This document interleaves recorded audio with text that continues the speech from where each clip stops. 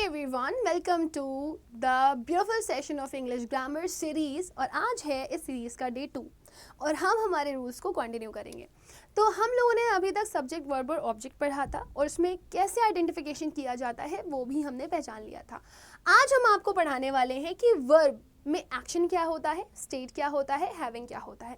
जैसे मैंने आप लोगों को लास्ट रूल में समझाया था कि वर्ब हमेशा गाना गाती रहती है, मैं अधूरा जी रहा हूँ, मुझे इतनी सी मोहलत तो दे, तो आपको उसको पूरा करना पड़ेगा। एंड माय डियर स्टूडेंट, यहाँ पर मैं आगे आप लोग को ये भी बताना चाहूँगी कि हमेशा वर्ब को इस तरह से समझिए कि अगर आपने इंग्लिश में वर्ब सीख लिया तो आपकी 50% इंग्लिश जो होती है वो तैयार हो जाती है। 50% English is ready. Yes ma'am, 50% English ready कैसे? आप ऐसे समझो ना, जब जेब में रखा होता है कैश तो होती है अपनी ऐश, है ना। तो इंग्लिश के लिए जब जेब में रखी होती है वर्ब तो भी होती है आपकी ऐश। तो आप बोलोगे मैम वो कैसे? तो अभी अभी मैंने आपको बताया ना, ऐश तो है भाई। कैसे? एक्शन, स्टेट और हैविंग से, राइट। और एक्शन में आप लोगों को पहले ही एक्सप्लेन कर चुकी थी। एक्शन अगर आपको पहचानना होता है तो एक्शन क्या बनता है आपका? एक्शन बनता है आपका doing word, doing word, right. और इसमें आपके पास जब भी आप इसको हिंदी में ट्रांसलेट करते हो, किस में ट्रांसलेट करते हो? हिंदी में ट्रांसलेट करते हो तो आपके पास वर्ड आता है ना, ने और नी। जैसे कि सोना, खाना, उठना, बैठना, लड़ना, रोना, नाचना, राइट। तो ये सारे वर्ड्स इंग्लिश के अगर आप हिंदी में ट्रांसलेट करते हैं और अगर लास्ट में नाने नहीं आता है तो वो आपके एक्शन वर्ड्स यानी कि आपका वर्ब एक्शन फॉर्म बन जाता है, right. Can I right it also? So first verb is action, another verb is state. अब आप पूछते हो मैम ये स्टेट क्या होता? मुझे नहीं समझ आता स्टेट। अब स्टेट के भी अलग अलग मतलब होते हैं। एक स्टेट आपने ज्योग्राफी में भी पढ़ा होगा, राज्य डिफाइन भी करते हैं। एक होता है 3 states of matter, solid, liquid और गैस, राइट। ऐसे ही आपकी कंडीशन क्या है वो भी बोल दिया जाता है, स्टेट क्या है। या कोई स्टेटमेंट दे रहे हो आप तो प्लीज स्टेट दैट, ये भी बोल देते हो, राइट। लेकिन यहाँ पर जो हम स्टेट की बात कर रहे हैं वो एक्चुअली में अवस्था की ही बात कर रहे हैं। आप क्या हो? कभी कभी याददाश्त चली जाती है ना, तो आपको पता नहीं होता मैं कौन हूँ, मैं कहाँ से आया हूँ, मैं हूँ भी या नहीं हूँ। तो आप भूल गए थे कि आप कभी पायलट थे, आप भूल गए थे कि कभी आप टीचर थे, इवन आप ये भी भूल गए कि आप कभी इंसान थे, है ना। तो अगर आपको वर्ब को दूसरी तरीके से पढ़ना है तो वर्ब हमें क्या डिफाइन करती है? स्टेट। और स्टेट में आते हैं आपके अवस्था। हिंदी में मैं यहाँ पर लिख देती हूँ अवस्था। कोई क्या है या क्या था, ठीक है। नेक्स्ट आता है आपका हैविंग।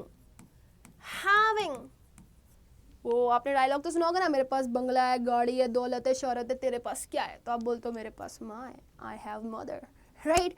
सो वर्ब हमें जो तीसरी चीज डिफाइन करता है वो होती है हैविंग। और हैविंग के लिए आप हिंदी में बोलते हो पास होना, कोई चीज आपके पास है, राइट।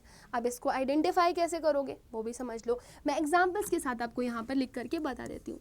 एक्शन के एग्जाम्पल अगर मैं बोलूँ, आप वीडियो पॉज करें और आप देखें आपको कितने वर्ड्स आते हैं। मैंने कहा डांस, आपने बोला नाचना, मैंने बोला रीड, आपने बोला पढ़ना। मैम स्टडी मतलब भी तो पढ़ना होता है। रीड और स्टडी में क्या डिफरेंस है? स्टडी में आप अपनी नॉलेज को क्या कर रहे होते हो? ग्रास्प कर रहे होते हो, इनटेक कर रहे होते हो और लाइफ लॉन्ग उसे रखते हो। लेकिन read is for a particular time, आप सिर्फ पढ़ रहे हो, रीड कर रहे हो। जैसे टीचर ने बोला रीड करो तो आपने पढ़ना शुरू कर दिया, लेकिन आप समझ पा रहे हो या नहीं इसका आप कुछ भी नहीं कह सकते। तो स्टडी में आप अंडरस्टैंडिंग भी ले रहे होते हो पढ़ने के साथ साथ, राइट। सिमिलरली रीड का मतलब पढ़ना हो गया, राइट का मतलब लिखना हो गया, and there are so many words etcetera, नाने नहीं वाले वर्ड्स। फिर हम बात करेंगे स्टेट की। अब स्टेट में ना भाई गब्बर वाला डायलॉग याद रख लो। मैम ये क्या है गब्बर वाला डायलॉग? ऐसे समझो, आधे इधर जाओ, तुम इधर आओ और तुम मेरे पीछे आओ। तो एक्चुअली में स्टेट हमें टू बी फॉर्म ऑफ से मिलती है। प्रेजेंट के लिए आप यूज करते हैं इज एम आर, पास्ट के लिए आप यूज करते हैं वॉज ओवर, और जो पीछे लगने वाली वर्ब होती है उसे आप बोलते हैं बी। पीछे लगने वाली वर्ब मतलब जब आपको कोई ऐसी वर्ब मिलेगी जो हेल्पिंग वर्ब के साथ लगनी होगी तो आप बी लगाएंगे।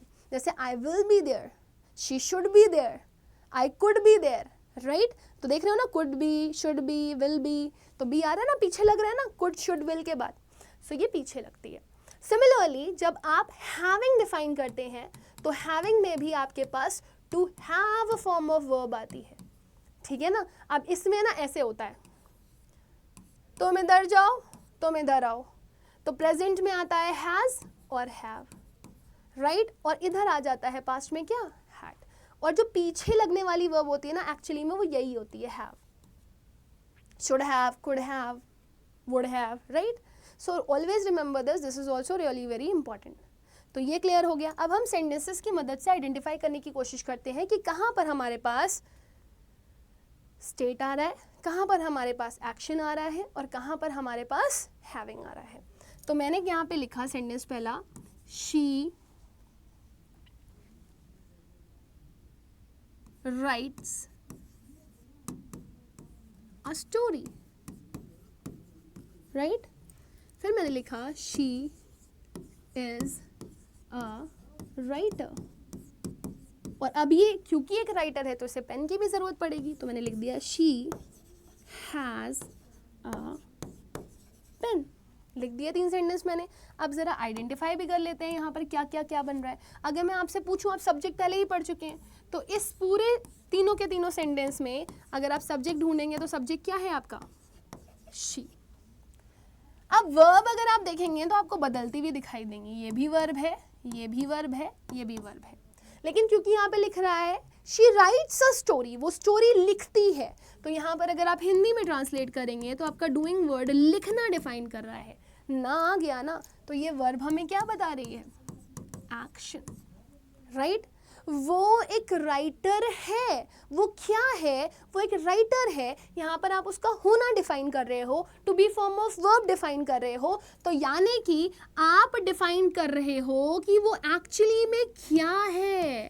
तो आपने बोला वो क्या है, वो एक राइटर है, तो डिफाइन कर दी ना स्टेट, उसकी अवस्था कर दी ना डिफाइन। फिर आपने बोला शी हैज अ पेन, ना वो कोई काम कर रही है, एक्शन हो रहा है, ना उसकी अवस्था डिफाइन करी जा रही है, बल्कि हम बता रहे हैं कि अगर उसे लिखना है तो उसे पेन की ज़रूरत पड़ेगी और उसके पास पेन है। जैसे आपके पास एटीट्यूड होगा, आपके पास नॉलेज होगी, है ना, और मैम के पास टैलेंट है जो वो आपको दिखा रही हैं पढ़ा करके, राइट। तो शी हैज़ अ पेन, तो यहाँ पर हमने डिफाइन कर दिया, क्या डिफाइन कर दिया, हैविंग, जिसमें क्या पता चल रहा है कि मेरे पास कुछ है। तो ये तो हो गया मेरा कंप्लीट, राइट। लेकिन जाते जाते मैं आप लोगों को यहाँ पर एक होमवर्क देना चाह रही हूँ। आपने मुझे बताना है सेंटेंस नंबर 1, सेंटेंस नंबर 2 और सेंटेंस नंबर 3 में आपके पास ऑब्जेक्ट है कि नहीं है, और अगर ऑब्जेक्ट है तो क्वेश्चन क्या किया उसने। आई होप कि आप लोग मुझे इस क्वेश्चन का आंसर आफ्टर द वीडियो ज़रूर दोगे, और आप मुझे ये भी बताओगे कि आपको हमारे सेशंस कैसे लग रहे हैं।